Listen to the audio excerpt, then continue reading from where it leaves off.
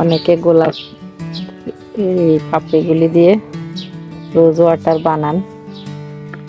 আমি আর কিছুই করব না, তবে একটা জিনিস করব, এই ফুলগুলি দিয়ে আমি গোলাপ টি বানিয়ে খেয়ে ফেলবো, ফেলে দিব না। অনেক সুন্দর লাগতেছে ফুলগুলি, অনেকগুলি ফুলই আমার ফুটে ঝরে গিয়েছে। এগুলি দিয়ে আমি গোলাপ টি বানাবো, দেখি কেমন লাগে।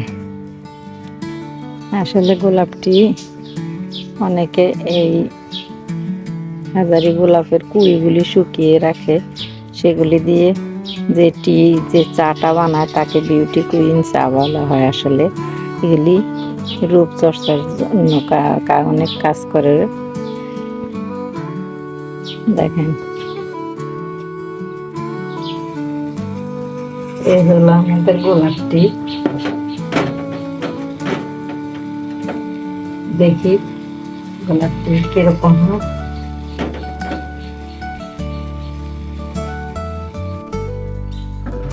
দেখেন গোলাপ টির আসলে কালারটা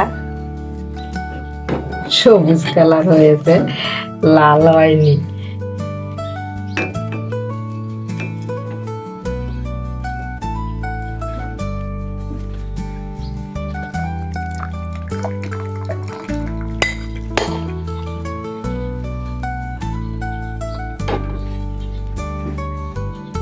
দেখেন আমার গোলাপটির কালারটা আসলে গ্রিন টির মতো হয়েছে।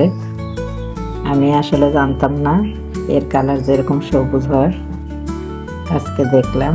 আপনারা যদি কেউ বানিয়ে থাকেন তাহলে আপনারাও কমেন্টে জানাবেন আপনাদের আসলে এই গোলাপটির কালারটা কিরকম আসে। দেখেন এটা স্বাদটাও আসলে গ্রিন টির মতো, আমার কাছে ভালোই লেগেছে। আপনারাও বানিয়ে খেয়ে দেখবেন। আজকে এই পর্যন্ত, খোদা হাফেজ, আসসালামু আলাইকুম।